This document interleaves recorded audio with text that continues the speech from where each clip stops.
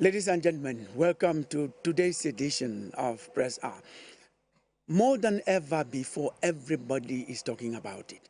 The president has made some promises, some precisions, certain things that are giving a sense of direction and making it look as if it will be different. We think that from every indication, it will be different. So on Press Hour today, we are going to look at the promises of renewal and see whether the real power will go to the youth, and are these youth ready to take that power. It's with this that we're going to be here on Press Hour, and I'm going right away to introduce the panelists. Promise Akante is a corporate communicator. She's a journalist. You're welcome to Press Hour. Thank you, Killian. I'm glad to be here. I'm young, I'm a lady, I'm in context with your topic of discussion. Hopefully, we are going to contribute our fair share to nation building, and at the end of it, let Cameroon win. Thank you so much, Tening Lucas Cheffo, publisher, editor-in-chief, the Reporter newspaper. You're welcome. Thank you, Killian. It's always a pleasure being with you here, because at least when we come here, we discuss topical issues that might change the course of history, might change our nation, and it's another way of adding on chip of the building block in nation building. Thank you so much. Paul Guater is a young politician, and they are the people we are talking about who have to take over. You're welcome to Press Hour. Thank you, Killian. I'm glad to be here. It's the second time I'm here. I think the first time was last year at exactly the same period, and I'm very happy you invited me again, and I will be glad to contribute. To contribute the to word our of the topic youth. today. Yeah. You are most welcome once again. Thanks. I'm going to introduce a youth who is here. We're dealing with young people on Press Hour today following the speech of the President of the Republic, the head of state. And I will introduce another young person, Danilo Moya, is a youth, Cameroonian youth. You're welcome. Thank you. Thank you, Killian. I'm happy to be here. Okay. I'm going to introduce another young politician here. We have a good number of them. They are the people we think are going to take the relay when the time comes, and we think that tomorrow is already today for the youth. Njikam Blake is also a young politician. You're welcome, Blake. Thank you very much, Mr. Killian. Thank you to all the viewers of CRTV. It is a pleasure for me being on set today, and since we are still in the let's say 11th of February, the Youth Month, I will also take the occasion to wish a happy month to all the youths again, and thank you once again for inviting me on this special program. You are welcome, and at this time we invite Clovis Bauer, who read the newspapers for Press Hour. Clovis?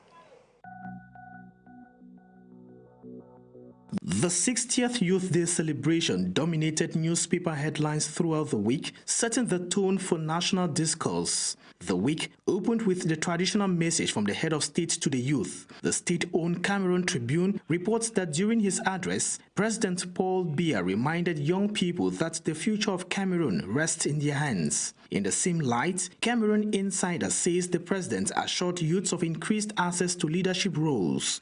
But not all publications were convinced. The Median describes the message as one filled with empty platitudes, while the Guardian Post questions what new unfulfilled promises may follow. The paper goes further with an editorial urging the head of state to make a tangible difference in the lives of young Cameroonians. Beyond the presidential address, the Youth Day activities themselves drew media attention. Cameroon Insider reports that the February 11 march past across the country was a demonstration of youthful maturity as thousands braved harsh weather conditions to commemorate the 60th anniversary. Away from Youth Day, economic governance also made headlines, particularly developments within the Treasury. The Guardian Post reports that during the annual consultation meeting of Treasury Services, the Director General outlined an ambitious vision aimed at boosting efficiency. Echoing this, the Horizon notes that the Yaoundé meeting focused on addressing late financial engagements and persistent payment delays. Meanwhile, the Herald Tribune highlights the elevation of the Director General of Treasury, Sylvester Moore, to the rank of Grand Officer of the Cameroon Order of Valor, describing it as a recognition of exemplary service to the nation. The Douala Port saga also resurfaced in the press, suggesting that the controversy is far from over. The Median reports that Transatlantic SA continues scanning goods at the Douala seaport despite a prior order from the Prime Minister.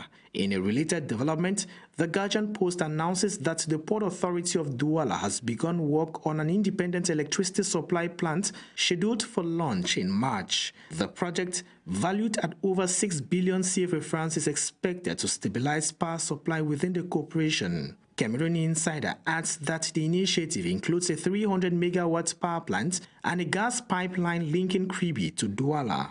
Finally, political developments ahead of the upcoming municipal and legislative elections also featured prominently in the week's publications. The Sun reports that the Social Democratic Front is mobilizing to reclaim lost political ground. In an editorial, the Guardian Post argues that another postponement of the elections could have been avoided. On its part, the Post says the president of the National Salvation Front, Issa Chiroma Bakari, has reaffirmed his decision to boycott the polls, a move which, according to the Guardian Post, is already creating internal division within the party. Those were the papers for this week. Thank you for the pleasure of your company. Do join us again next week on Press Hour for another look on what the papers will be saying. Thank you so much, Clovis. We look forward to seeing you, as you say, next week on another edition of Press Hour. We're going to go straight into our focus for today. Promise of renewal. Is it really the real power for youth? All along, we have heard people over the years saying that the youths of today are the leaders of tomorrow. It looks like the President of the Republic, the head of state, has decided to make the youth the leaders of today, following his repeated promises to involve youth and women, but particularly youth, in governance, in national activities, in nation building. We're going to start with a young Cameroonian who is here as a youth. When you look at the promises that the head of state has made repeatedly, what do you take home? You think that this is your time? Well, I think that there's something serious coming up this time around. Because from his speech from the 6th of November, when he took office, he spoke of his mandate to the youth. 31st of December, he spoke about the youth, about forming a new government, talking about the youth. I think he is considering the youth in the government maybe he wants to create. And even on the eve of the Youth Day, he spoke and mentioned the youth, saying that this time is for the youth. So we are hoping to see the changes that may come up in the days ahead. Thank you so much. We're going to ask you as a young Cameroonian, can we say that you are ready to take the baton, relay baton, when tomorrow, for example, the head of state says, yes, I have said I'm giving you the power, the opportunity to rule. If you were called up to the appointed, will you be able? Of course I will be able. What are the signs? What are you doing? Well, I've been struggling to mobilize with other youths. We are struggling to see how, because development comes with peace, and for us to maybe take over, we may make sure we have a peaceful environment before leading.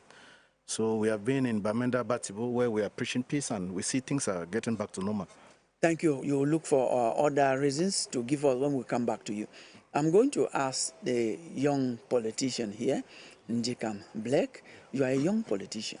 You belong to a political party. Ours is not so much the political party, but you as a politician, when you listen to the head of state say, yes, that tomorrow we've been talking about, that will be for the youth. It looks like he's saying that no, that tomorrow has become today. When you listen to such, what do you take home? This time around, Mr. Killian, thank you for that very important question. I am really sure and convinced that this time around the head of state is really going to include the youths into the top rank, into the top offices, the top positions of the governance of our country.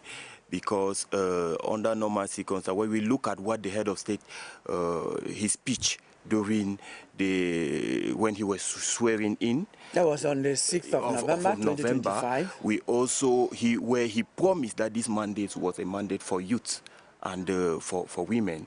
We also saw the head of state when he came on the 31st of December, he still talked about the youth. He came again on the 10th of February, he still gave these promises and even went above the promises and talked about state parastatals.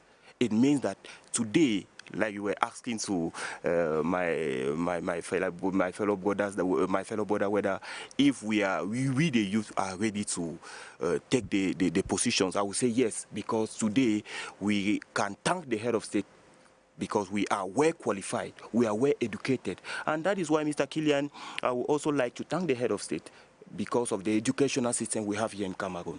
Because the youth of Cameroon, in terms of mobility, the labor market, we are qualified, and that is how we are seeing how international countries abroad are scrambling for products training in Cameroon. You can go all over the world, in Canada, in the US, and etc. Cameroonian young medical doctors can easily be integrated in all the market, not only the national labor market, but at the international level because of the pureness, because of the efficiency of our educational system. Today, a medical doctor trained in Cameroon or a teacher or anybody can either work in Cameroon or can either move to any other country and will still find a job to do. That is thanks to that educational system he put in place. Thank you so much. Yes. Njikam Blake. Promise. Your name is Promise.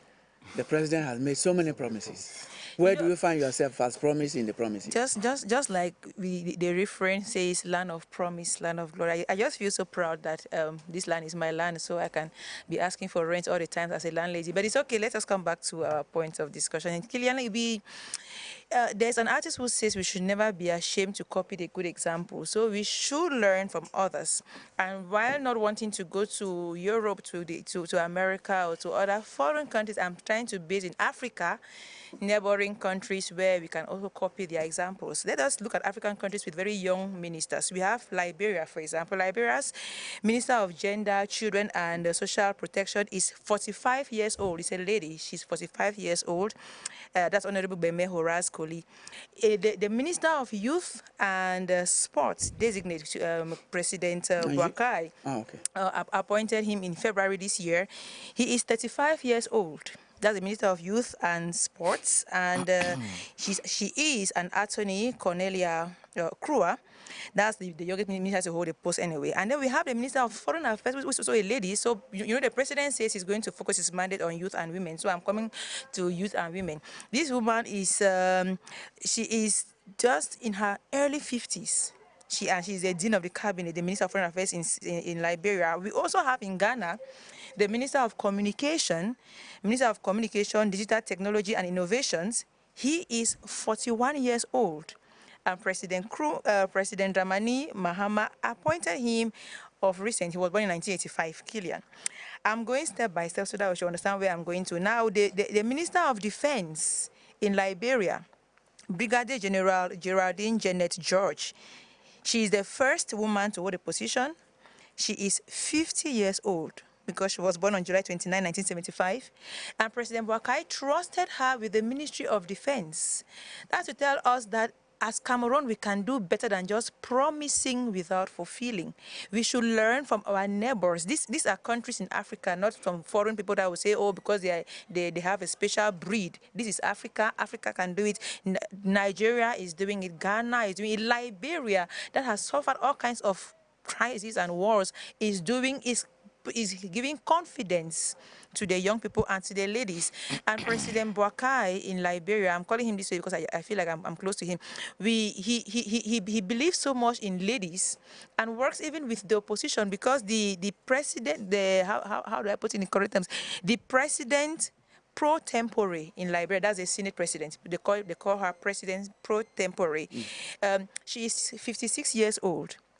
She's of the opposition party, but she works with President Boakai so closely. She has members of her party who are very young. I don't think that any person from 60 and above is in that government, or the government that she has proposed to President Boakai to work with. A lot of ladies who are working in the government in Liberia, in Ghana.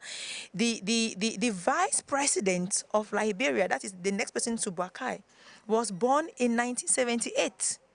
Small arithmetic, very fast.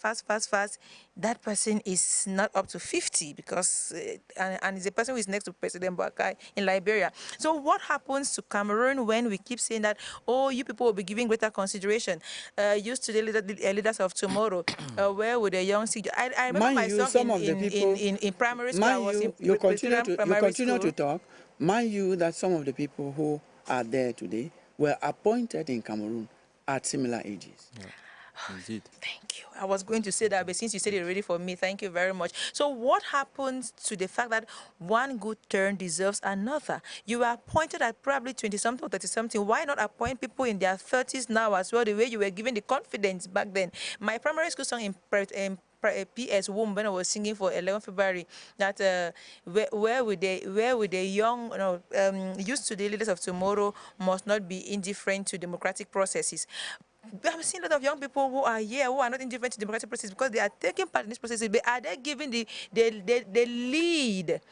If a 41-year-old person could be given the Ministry of Communication, Digital Technology and Innovation, it's because they understand that he is in the flow.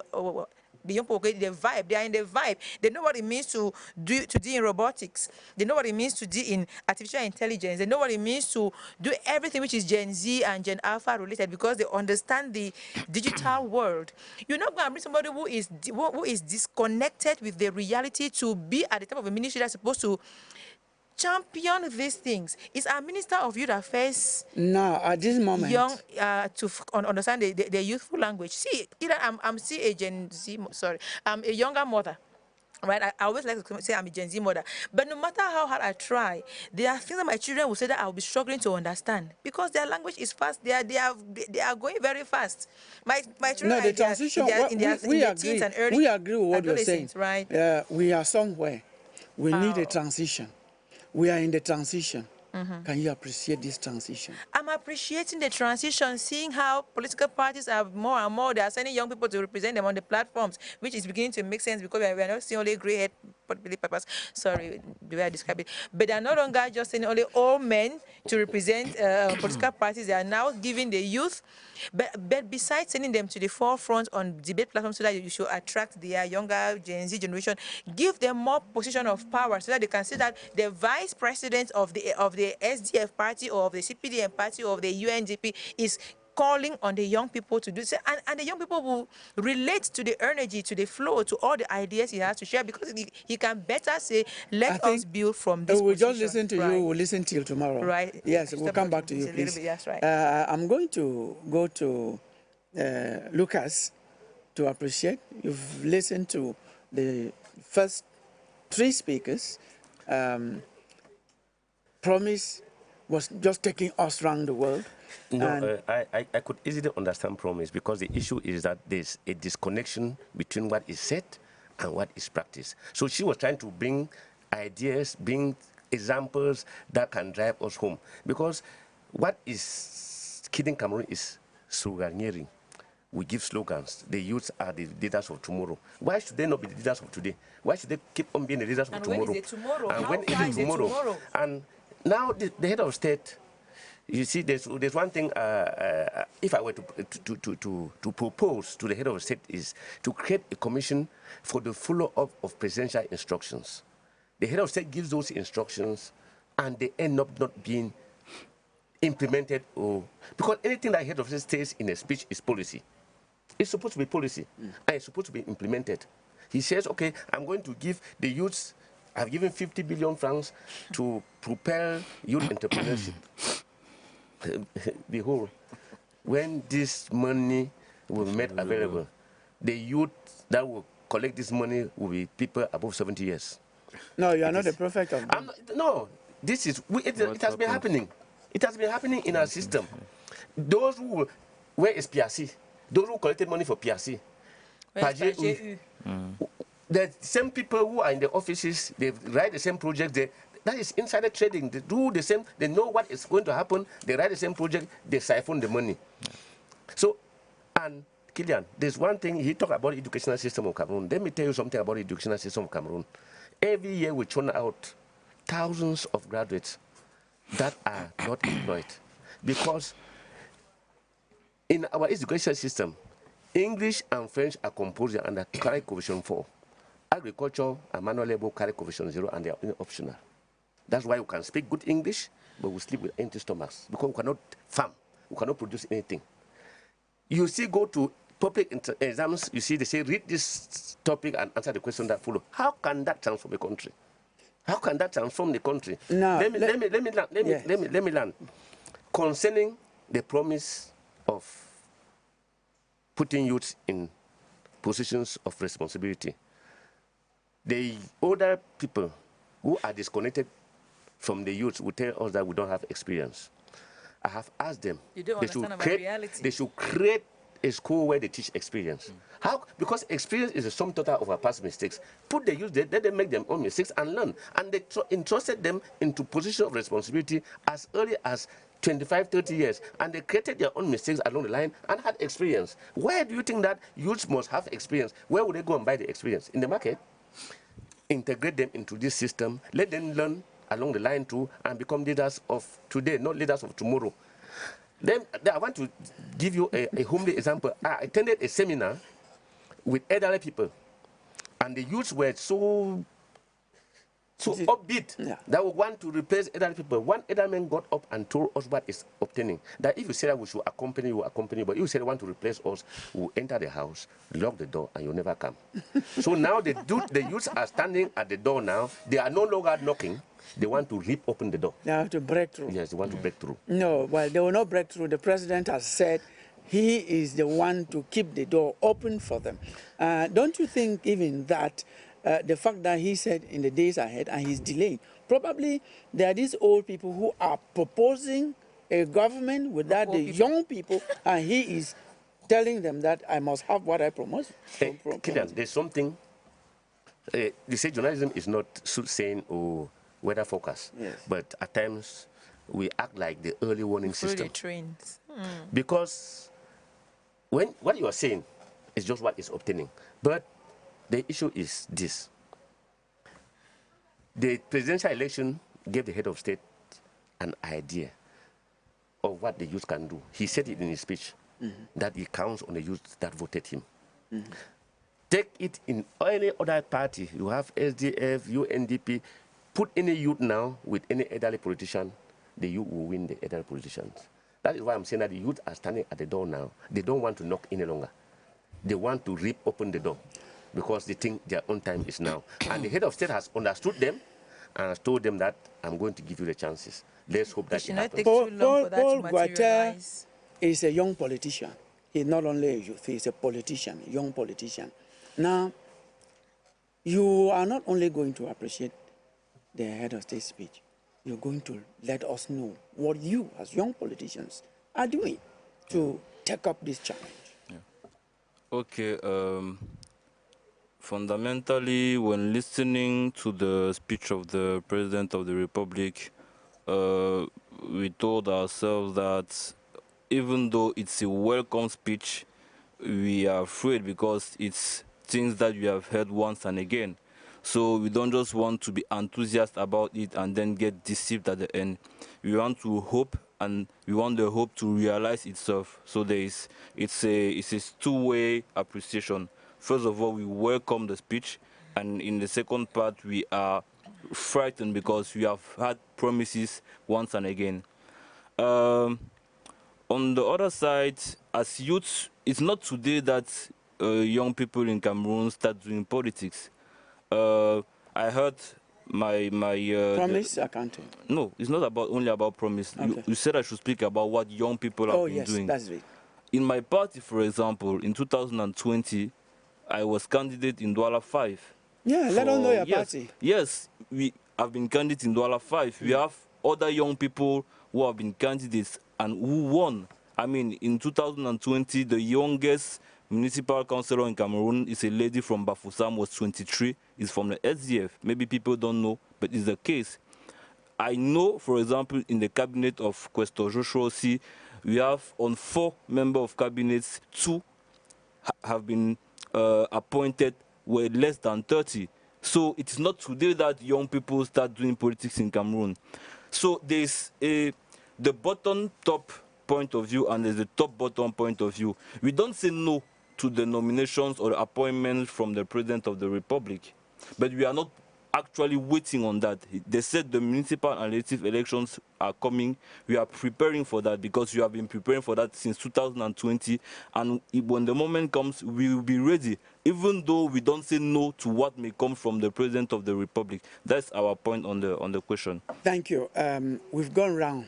Just to add to his point that Cameroon should not be a unique or a special case, because we have other countries where the lawmakers, not even just people working in the cabinet, but we have in Liberia, for example, the youngest lawmaker is 25 years old, and she sits and the laws are being made. Because if anything is done for me without me, it's against me. That's simple. So if the young people are not there when the laws are being passed and the laws are passed, or young people like this thing, how far are you sure that they like you are outlived your own youth?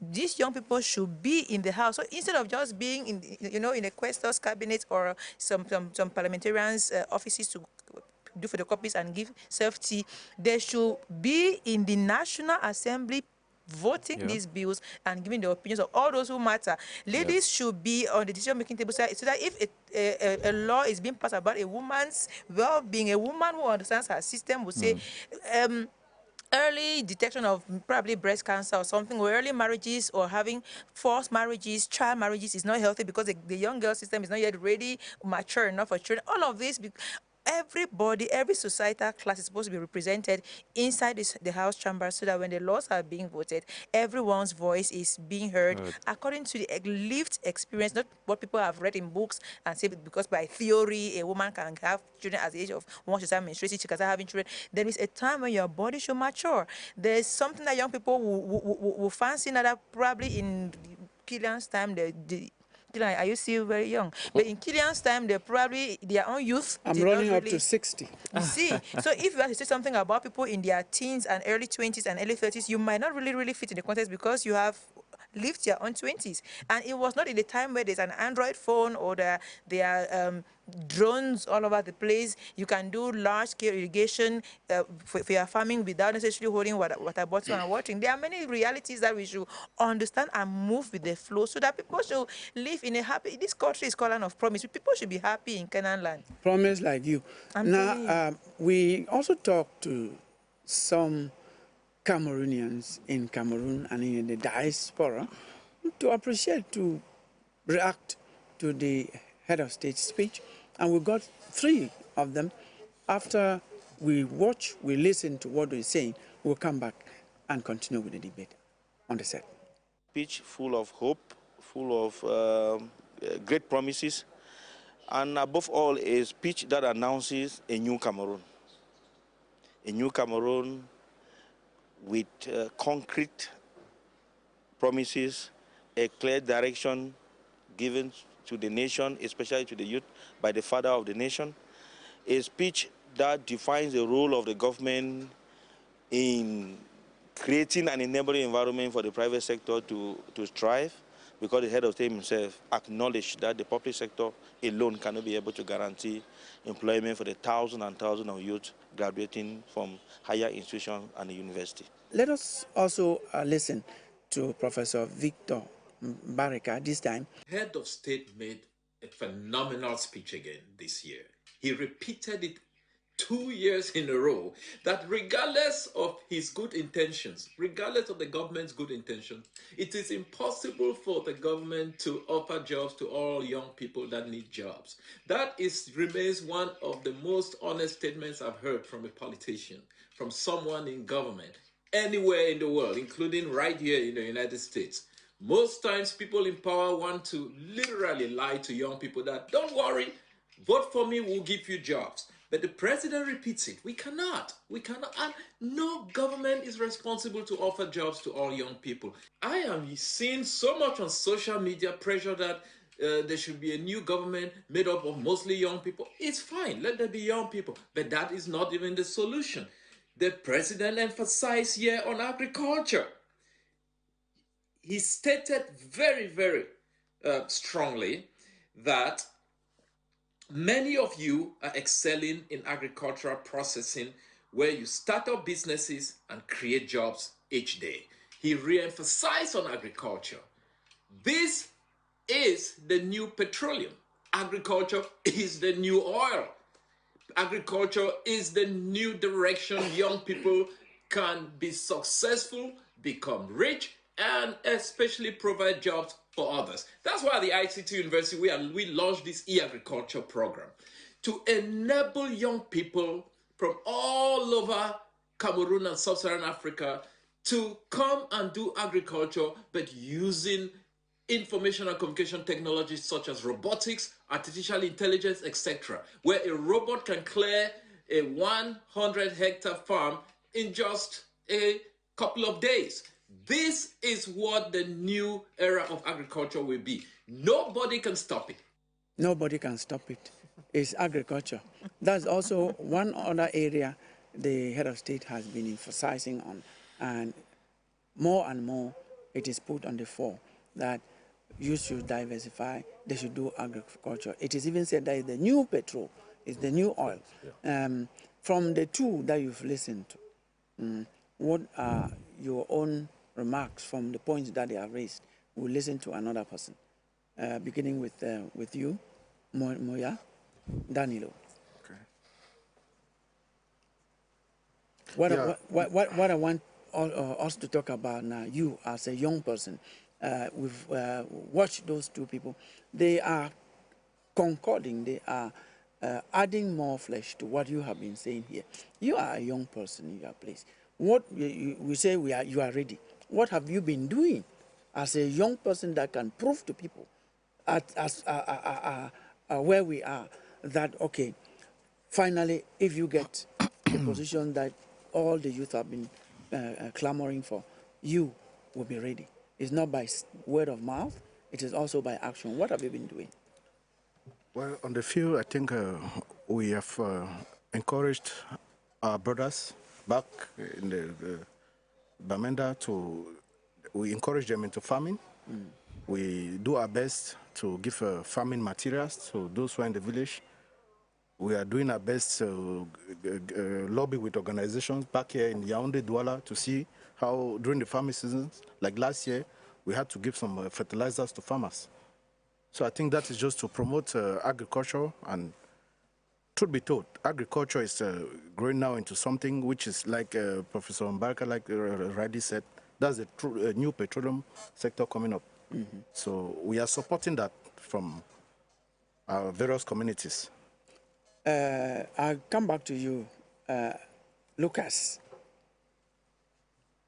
Youth, from your own perspective, you said they are ready to break the door and come into the room with the example that you gave, that they are the older people who are blocking them from coming in if their intention is to come and take the seats. What are the youth doing that you can say, yes, when they break the door open, they will actually do the right thing? Yeah, Killian, if I want to cite example, I don't know where I will start and I don't know where I will end. With young people who are actually making it. The issue is, I can call names. Some guys who have tried it, tried to enter government, it's not worked. Mbaraka is an example there.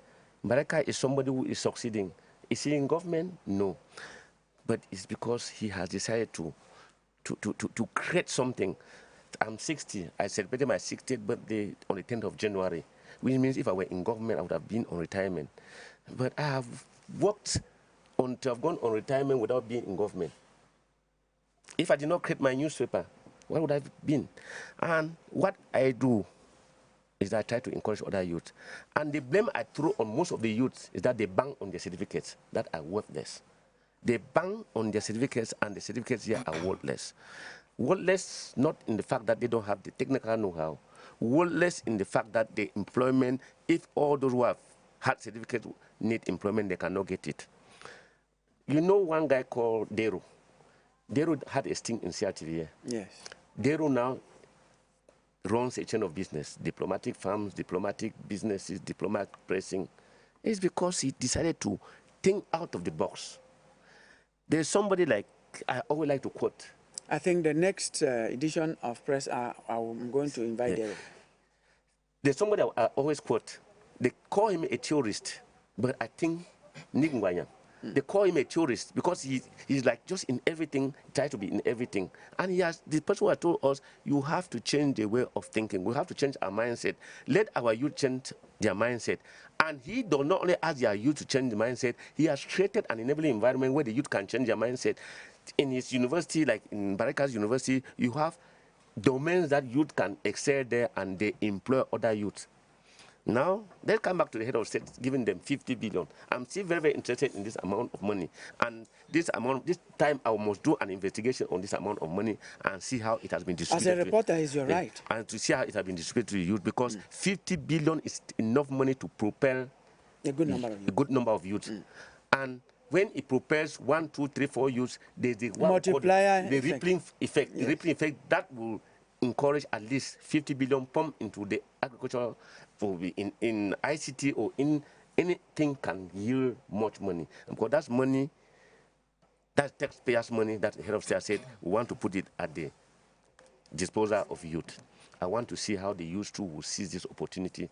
If I were still below 60, I think I would have been scrambling to have a share of that money.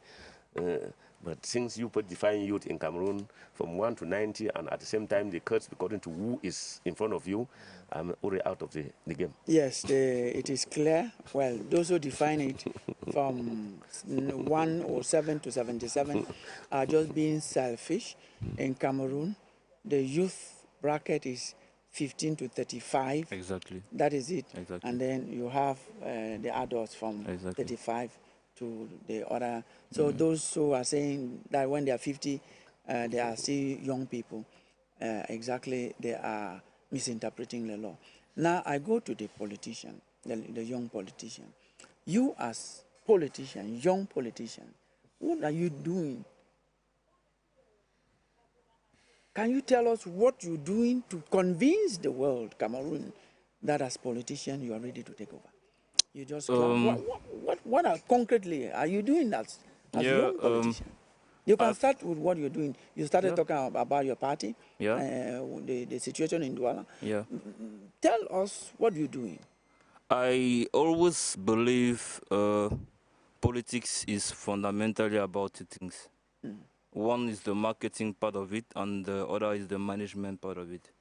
The marketing part of it is campaigning, because you want to get into power, and the second part of it is managing once you are in power. Unfortunately, I'm not yet in power, so I think for the beginning of my life, for the first time of my life, I've been campaigning. And for me, campaigning is not magic. It's just living with people and being yourself. If you live with people and yourself and you're a good person, once there's an election, you tell the people you're a candidate and then they will vote for you if they feel that you're the right person for the job.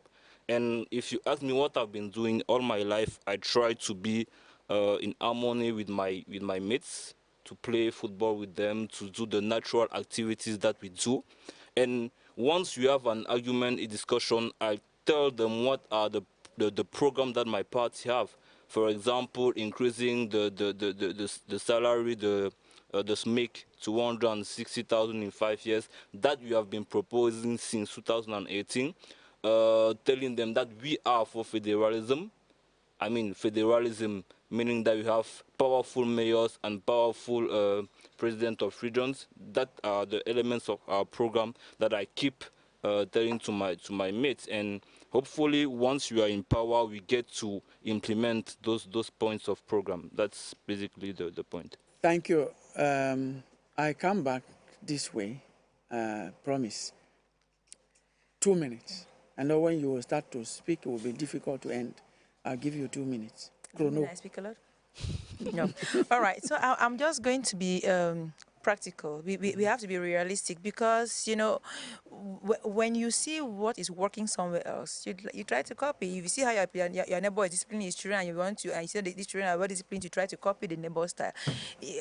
In Nigeria, for example, we have the NYSC that every graduate does compulsory work and you gain experience, so that by the time you want to start seeking jobs and don't ask for experience, you at least have some practical experience you have acquired. They also have the NYSC, which is the Nigerian Youth Skills Empowerment, which helps for those who are who studied business management and all of those business languages. They are put into enterprises to learn practical skills on how to create your enterprises, and then you're being empowered.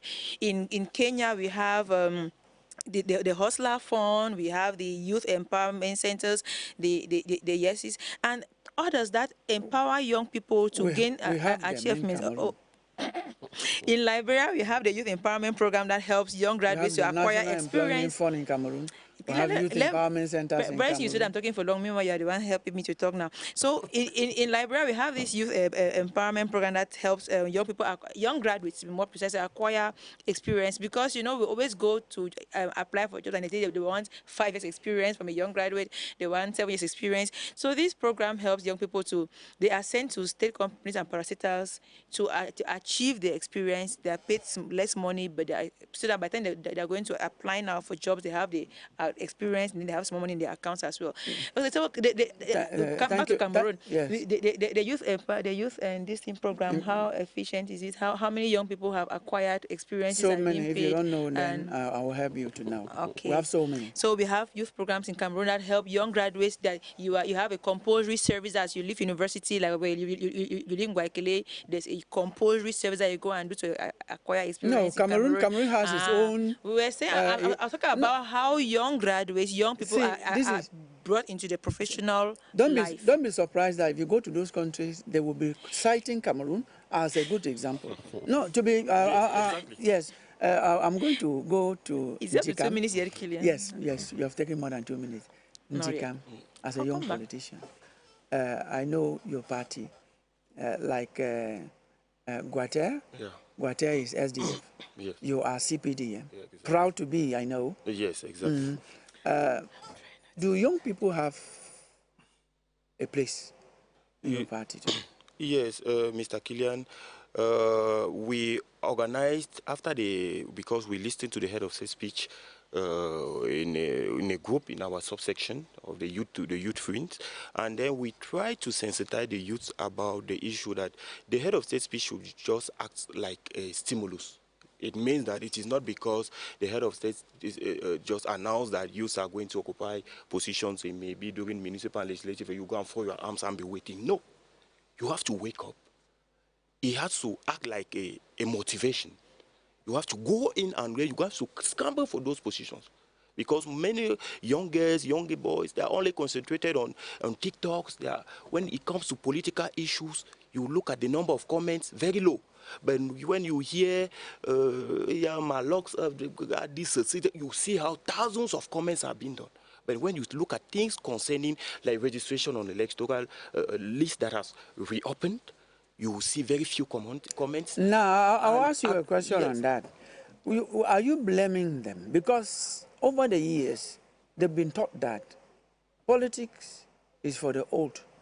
I think it's generally what's happening in your party. No. Until now that the president is saying he's going to bring in more youth. Yeah, thank you very much for that very important question, Mr. Killian.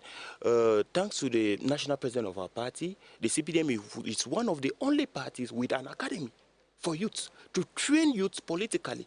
That is why we continued we saw what happened during the last presidential election, where many youths without very good political education were being misled.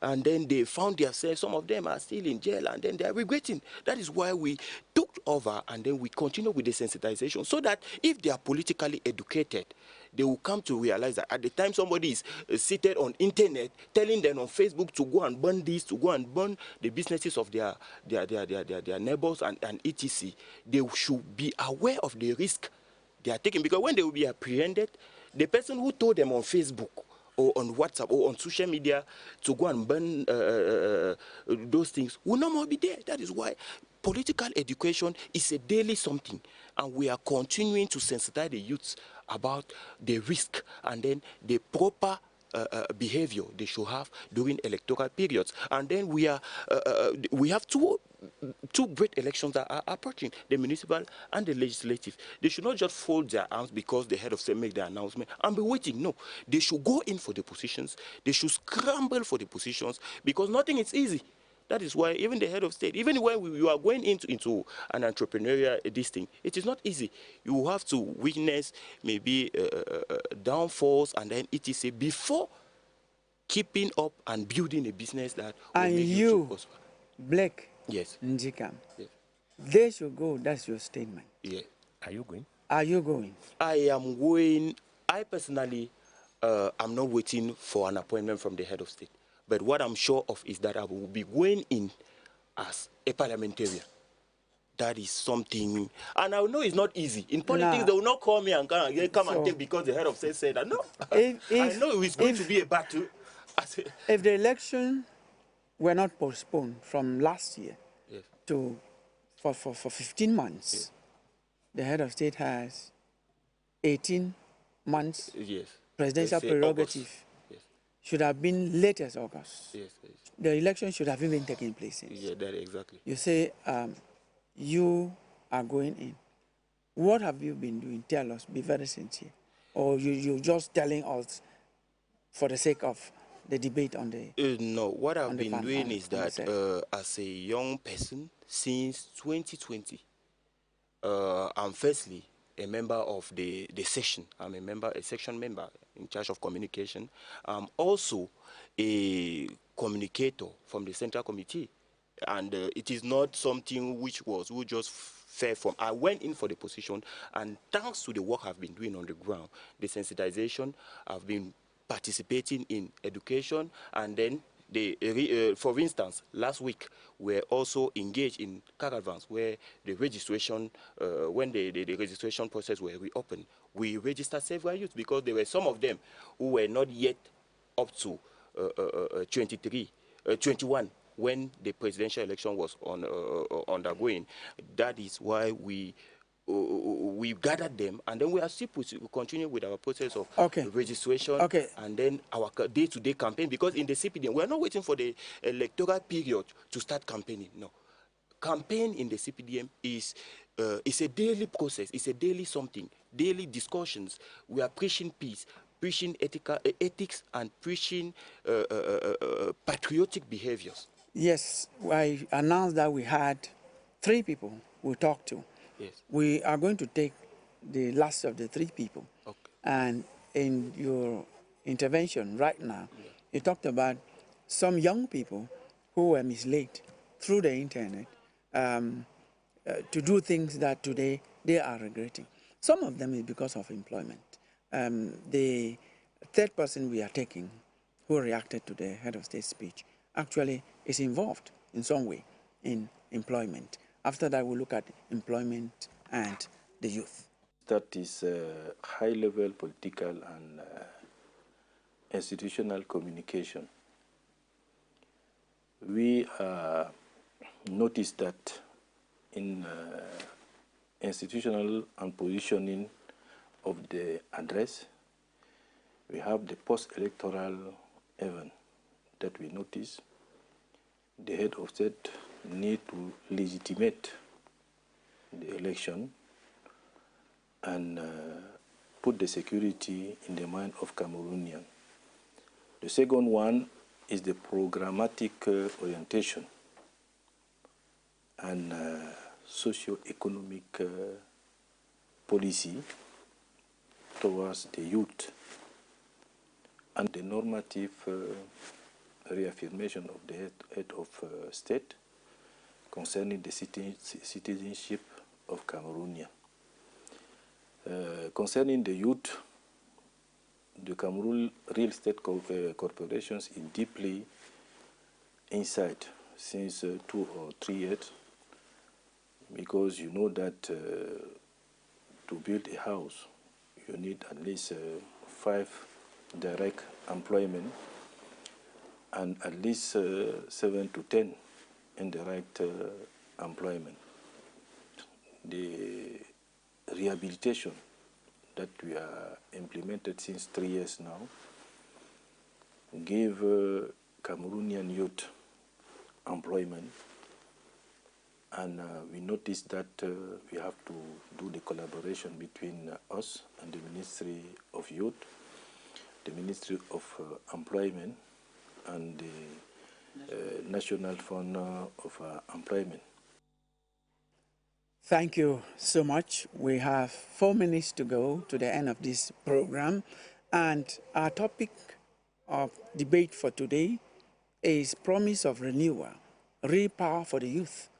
Now, do you see that tomorrow that you've been promised all along, that the tomorrow has come for you as a youth? Yes, Mr. Killian, the message I have for youth today is that the youth should stop complaining. They should go in. Even when they have the right to complain? They should stop complaining, because the head of state, apart from the announcement or the appointment that will be done, there will only be few positions. Whatever be the case, it will not be up to. It will not. The best option is entrepreneurship, like the head of state was saying. And the entrepreneurship they used to go into, they should not go and sit and be waiting for the 50 billion. You should start from something, start developing something before waiting for any government support. You should not just sit and be waiting. I think the message is clear. Yeah, thank you. And it's good. Now, Danilo, this is the time for the youth. Promise of renewal, real power for the youth that you are. You accept, you're ready? We are ready. I think that, like my brother just said, it is time for us to not only sit and wait, but let us try to, if we are preparing for the twin elections, let us go to the field to work. If you want to be a councillor, it is now time for you to choose a political party belong and be active. You should not just stay at home and you say politics is for the old. If you stay at home and at the end, nobody will come and call you to become maybe a councillor or a member of parliament. So we all have to rise up and get ourselves ready to start while waiting. Thank you so much. Promise. Yeah, calling my name or the topic you're sticking with. You've been calling my name throughout this program, the whole day, promise of hope. So there is hope. You know, the one beautiful thing about life is that once there is life, there is hope. And because we see examples that are working elsewhere, we can do it. And even the people who are there right now, someone trusted you in your 20s and 30s. Trust someone too in their 20s and 30s. And let's just see how it goes. We talk about intergenerational connection and disconnection. Why not trust the young people now? Give them the competent ministries. Maybe, just maybe, they cannot go into all the ministries, but like education, youth affairs, you know, women's empowerment, all of those top ministries that you really need them to be up to date with the fast-paced world. Please trust the young people, trust the women, trust youth and ladies, and we might just be surprised at how fast Cameroon is going to achieve its emergence. Yes, Lucas, you have the last word. Yeah, Killian, it's always said it is not good to study in a castle and graduate from a toilet. What do I mean? Let those who are in power not garner all what they've gathered, and then with no relay button, let them give good relay. Somebody gave them confidence, let them give confidence to the youth. I am confident, because I've seen other youth that have thrived. I'm confident they give them the positions, they will do it. Thank you. Even if they don't do it, they will learn in doing. Thank you so much, Lieutenant Lucas Chefo, publisher, editor-in-chief of the Reporter newspaper. Thank you so much, Danilo Moya, who is a youth. Thank you, Promise Akante, corporate communicator, journalist. Thank you so much, Njikam Blake, young politician. Thank you, Paul Guater, young politician. We're very pleased that you were here with us, and to you, ladies and gentlemen, thank you for your time.